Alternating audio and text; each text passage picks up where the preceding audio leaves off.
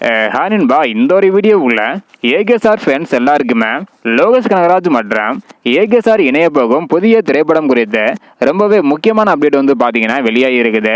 இதை பத்தி நம்ம வீடியோக்குள்ள போய் டீட்டெயிலா வந்து பார்த்துடலாம். அதுக்கு முன்னாடி லோகி மற்றும் ஏகே இந்த ஒரு காம்போவுக்கு யாரெல்லாம் ஈகரா வெயிட் பண்றீங்க அப்படின்றத மறக்காம கமெண்ட் பண்ணுங்க. ஓகே அன்பா, வாங்க நினைக்கிற வீடியோக்குள்ள போகலாம். ஓகே அன்பா, ஆல்ரெடி விஜய் சாரை வைத்து லோகேஷ் கனகராஜ் இவங்க வந்து பாத்தீங்கன்னா 2 திரைப்படத்தை எடுத்து முடிச்சிருக்காங்க.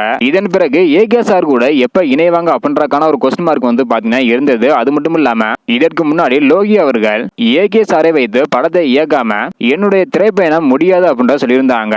இப்படிப்பட்ட சூழ்நிலையில ஏகே 64வது திரைப்படத்தை ஆல்ரெடி வந்து பாத்தீங்கன்னா ஆதிக் ரவிச்சந்திரன் இவங்க இயக்குறது உறுதியா இருக்குது. இதன் பிறகு டிசி அப்படின்ற ஒரு திரைப்படத்துல லோகேஷ் கனகராஜ் இவங்க நடிச்சிட்டு வராங்க. அந்த ஒரு திரைப்படத்தை முடிச்சதுக்கு அப்புறம் வந்து பாத்தீங்கன்னா கைதி 2 அல்லது ஏகேஎஸ்ஆரோட திரைப்படத்தை இயக்க அதிகமான வாய்ப்பு இருப்பதாக சொல்லப்படுகிறது.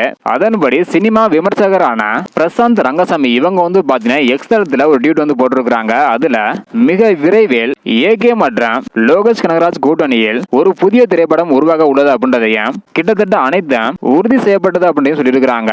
அது மட்டும் இல்லாம இதற்கான அறிவிப்பு விரைவில் வரும் அப்படின்னு சொல்லியிருக்கிறாங்க.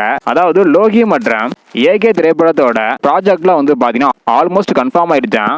அறிவிப்பும் விரைவில் வரும் அப்படின்னு சொல்லியிருக்கிறாங்க. கைது திரைப்படம் முடிஞ்சதுக்கு அப்புறம் வருதா இல்ல கைது படத்துக்கு முன்னாடியே இந்த ஒரு படத்தை பண்றாங்களா அப்படின்றத வெயிட் பண்ணி பார்க்கலாம். இந்த ஒரு காம்போ பத்தி உங்களுடைய கருத்து என்ன அப்படின்றத மறக்காம கமெண்ட் பண்ணுங்க. தேங்க்யூ.